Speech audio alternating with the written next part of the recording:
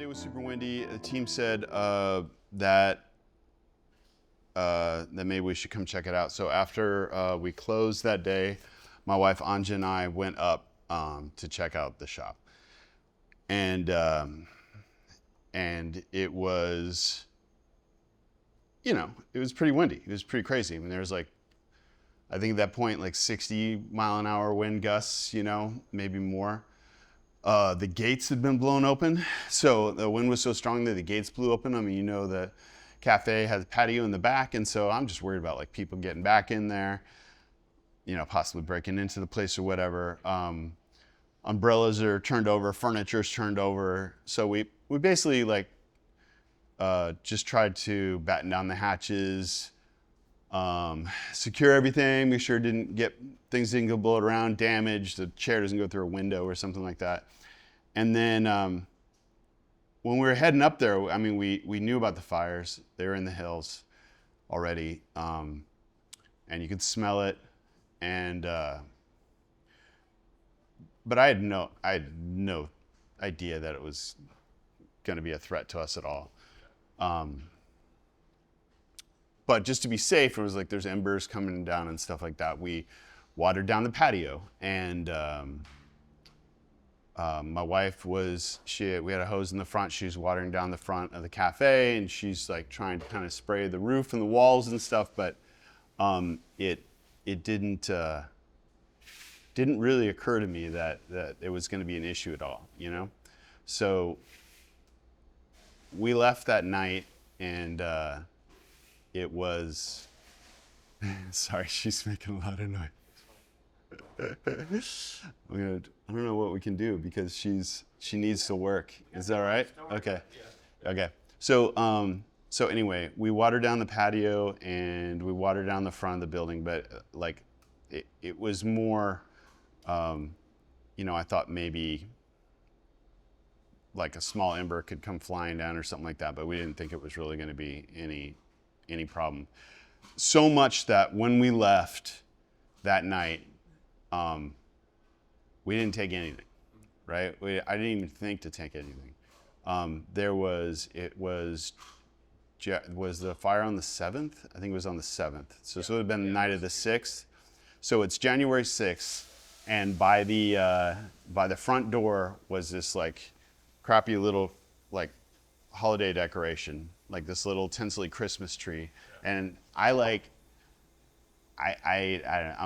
weird. I like get rid of all the holiday decorations after the first, like that's like my thing. And I had come and taken all the holiday decorations, and somehow I forgot this little Christmas tree. So it's a little Christmas tree. It's sitting by the front door, and I'm like, what was it? How did I miss this? And so the one thing I took was this like 2-foot Christmas tree that was sitting by the front door. That was the only thing I put in my car. Like we didn't take anything. And we have some friends that live up, so the cafe's on Lake, and they live up closer to the hill, near Farnsworth Park, near on Athens there. And so we were like, we should check on them. So we drove up there, and now you can really see the fire in the hills. It's above Eaton Canyon though, so it's a little bit further east, right? I think, people that don't know Altadena, it's long and skinny and it hugs the mountain, right? And you got the mountains on the top and you got Pasadena on the bottom, and it's just this really long kind of stretched out neighborhood. And so the fire is in the east, we're kind of central-ish, and then there's West Altadena. So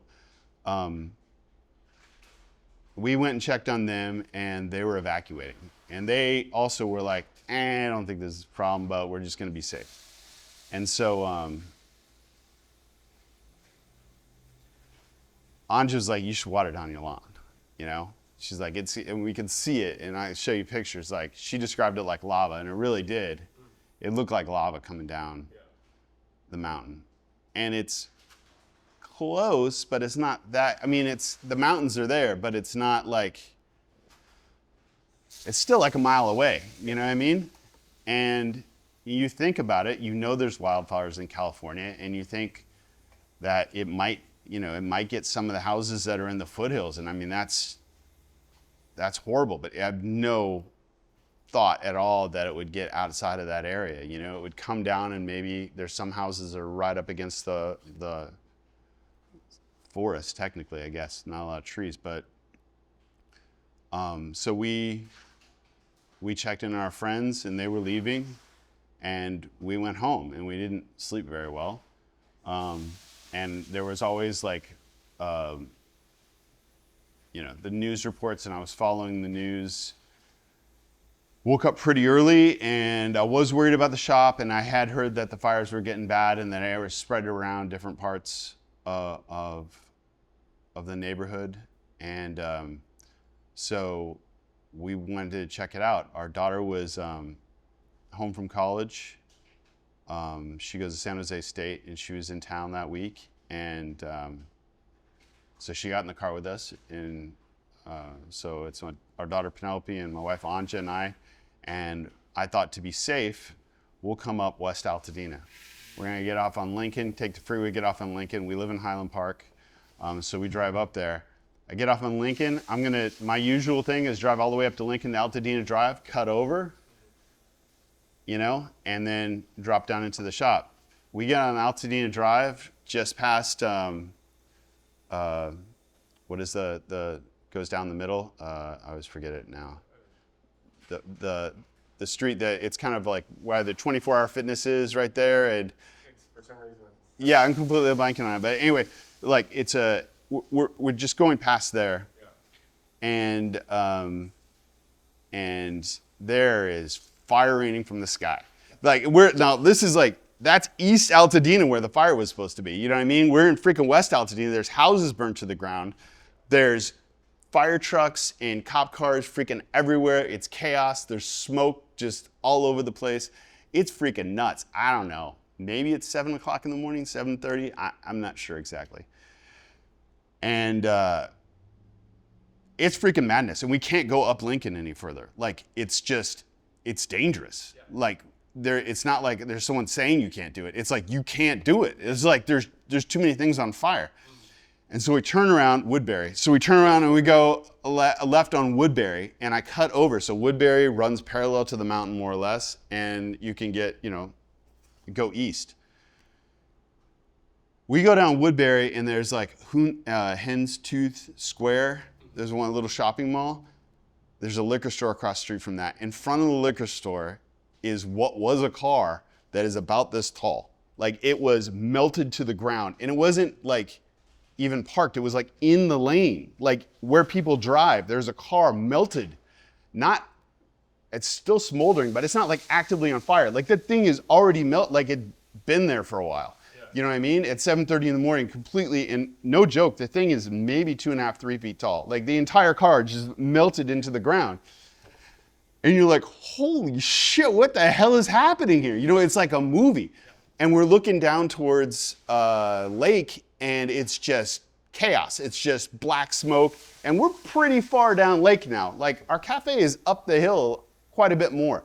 So you're looking at Woodbury, that's by like St. Elizabeth. Like, I couldn't get that far. And there, again, emergency vehicles, all that. There's like a couple, like one cop car was driving around going like, leave. Like, that was it. That was all the security. And so I can't even go all the way down to get to lake. I can't go all the way down Woodbury to get to lake. And so we cut up Christmas Tree Lane. And I was like, I hope the trees aren't, because, you know, Christmas Tree Lane is just this canopy, but it was fine.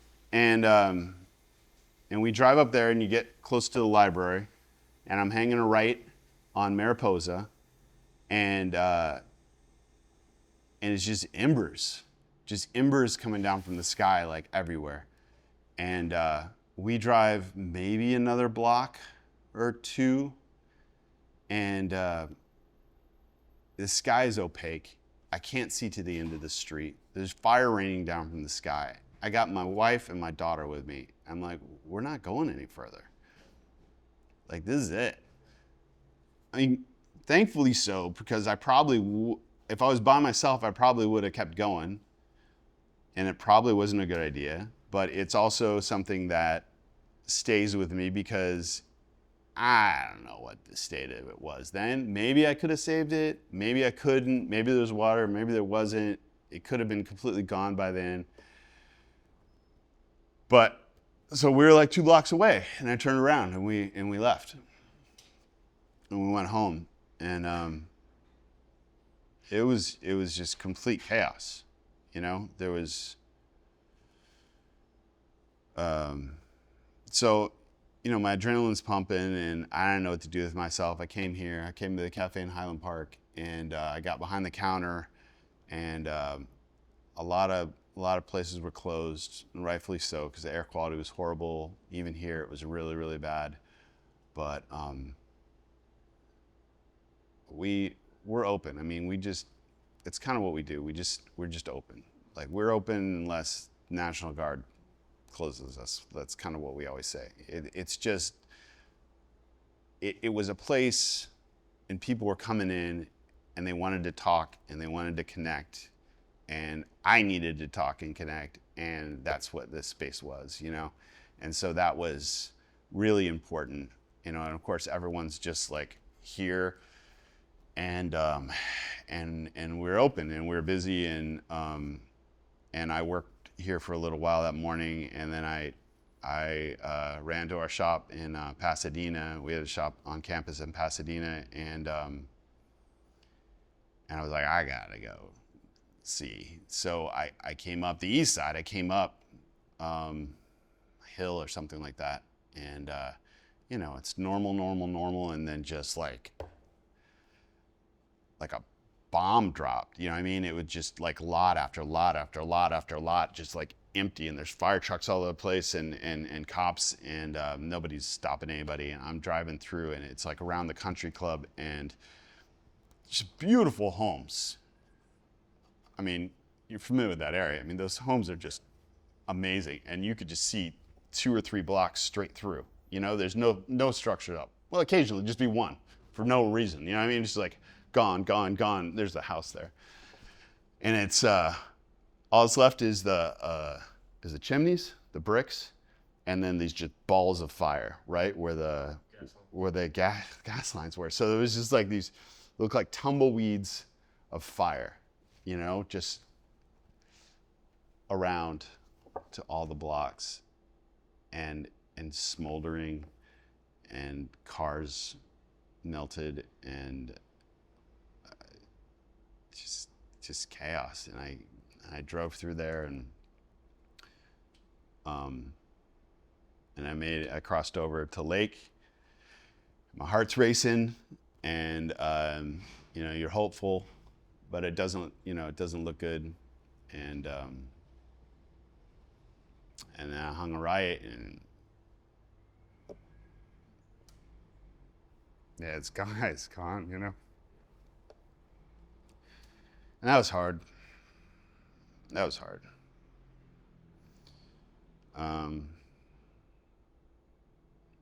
So it was our shop, and then next to us was Victoria's shop, the pottery. Her spot was gone. The shop on the corner made it, which was really nice. The vintage clothing store, and they're all vintage, but a really nice little clothing store on the corner there. But then the pottery was gone. We're gone. Rancho Bar next to us is gone. Chris lost his place. Smoke shop's gone. Jacob. He also had a little mini market. The place he's renting out to mini market, that place is gone. There's like a transitional home or something that was behind us, that was gone. I had heard rumors that the fire station had burnt down. The fire station was fine. And across the street, they're fine. The old Webster's building. But then when I got there, like, there was a karate studio on the corner, kind of catty corner to us, and it was just actively engulfed in flames, and there's no one around. And next to it was an apartment building that was gone. Then the church, all those buildings gone, all the way up to Side Pie, like all that. And while I was there, a couple fire engines pulled up and tried to put out the karate studio, but it was actively like flames 100 feet in the air. So I called my wife and told her from there, you know, and she, you know, obviously it was really hard. It was really traumatic. We put something online. My daughter's majoring in like social media marketing and in business, and she made this little video. So like my instinct, thank God it wasn't me, was to be kind of like, look at this thing that, like this pile of ashes. I just want to be like, but she didn't do that. What she did was she made this little video that's probably like 20 seconds long. And I don't know where she got the audio from. It's maybe from a movie or something, but it says something to like, let's just take a moment. Let's just like be here for a moment. And it's just little tiny clips of the cafe and Anja there, my wife there, and everyone's happy and the shop's busy, patio's bright. And the reaction to that was amazing. Like, the community in Altadena is outstanding. Like, it's a building, it's space, it can be rebuilt, it's like, whatever. But that place is alive, and it's really special to us. I'm not sad because I lost the building. It's like, we'll rebuild the building. But it's sad to lose the energy of that spot, at least for the time being. It was a remarkable space. I'm not from Altadena. I've never lived in Altadena, but we were part of that community for 9 years. Still a part of that community, and it was a really, really special place for us. And most of that was because of the love we felt from that community. And when my daughter posted that thing on social media, just the outpouring of love and support, and people sharing like really nice messages, but like sharing photos and moments of their lives, how we were interconnected in so many ways. And you think of like, that's what's magical about that place is because, people are like, I wrote my book there. I was just there with my son. Like I met my boyfriend there. It was just all of these things came from that spot. And for days and days and days, it was just so much love came towards us, and it was overwhelming. It was wild. It was really, really crazy. It was something to experience. I mean, if there's any silver lining to it, it was that connection that I got to experience with everyone in Altadena. So that was wonderful. That was really nice. No, How was that? I didn't see that one coming. yeah, no, But you really had me in the moment there. I just saw it. yeah, I visualized the whole thing, yeah. I mean, had a similar experience. I mean, the place that we were staying at didn't burn down, but it was the night that it jumped. The night of the 7th. Were you up there? Jumped. I was in downtown. My wife and my kitten and Shannon, my best friend, were up there, and our friend Travis. And so I had to drive from downtown to Altadena. I found out at 6:30. My wife calls me and she's like, "There's a fire and it's coming really fast."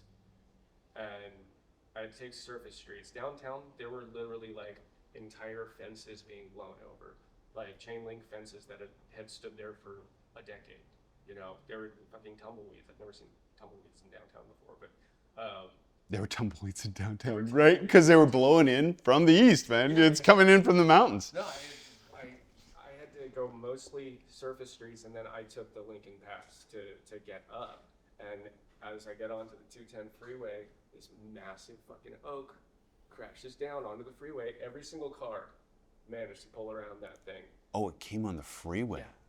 The thing fell. I forgot about the trees. Yeah, the trees that were being blown over all over the place. And so, I got off, took Woodbury as far down as I could get, went up to New York, then up to R Street, and you could see it. It was like at that point, it was at the country club. But we're convinced the country club is what saved our block because we were exactly in line with the golf course, and that's a fire break. There was no debris coming from that. But yeah, my wife argued with me. Like, she was like, no, I need to come and help and get stuff. Blah, blah, blah. And I was like, get in the fucking car. And she's standing at the car yelling at me and gets beamed in the head with a piece of flaming something. And she's like, I'm gonna get in the car. And we had 2 full-size dogs and 5 cats that we needed to get out. Oh my God. Yeah, and 3 of them really didn't like the other 2, and one of them was a kitten. And so we had the kitten in this little dome backpack. And the kid?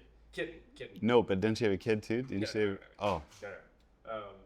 No kids at this spot. But yeah, we had the kitten in the backpack. But then we had Shannon, who, you know, she's got her 2 dogs, and then our buddy Travis, who's got his cat, like fitting them all into 2 cars, and then driving to our friend's Airbnb in Highland Park, this tiny little 2-bedroom, like the tiny.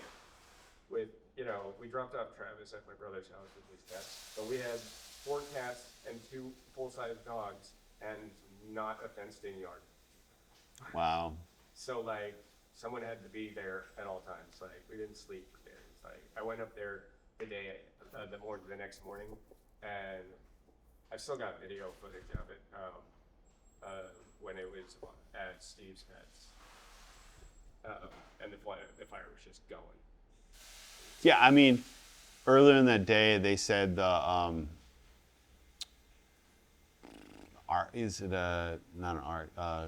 Amco, or like whatever. It's an oil change place that's kind of near the church down there. It's on Lake, just above St. Elizabeth. And they're like, that was on fire. That, you know, there's all this thing. Oh, this is on fire. I'm like, that's a freaking brick building. You know. It's insane. I was like, oh, that's not good news, you know? And the winds were like, the gusts of like 90 miles an hour, you know? It was serious. It was real. Yeah, and it still looks like that it did on the 7th right now. But I mean, the hardware store, like, nobody's touched it. Like, you know, I mean. I'm actually going to text him today. I went to the owner. What's his name? Joey, I think. Yeah. So my favorite hardware store, my favorite coffee shop, like all of my favorite places to go, like that was part of the reason why I couldn't move back into Shannon. It's just like, this is, I mean, he went up there with me yesterday to pick up some B-roll, and like, I still go into fight or flight when I'm up there. It's heavy. It's heavy. My wife can't go up there. It takes, like, I can be up there for like maybe an hour or so. She's done some interviews, but she's like, I don't want to go up there anymore. Yeah. You know, or not until we get to the next level. You know. Yeah.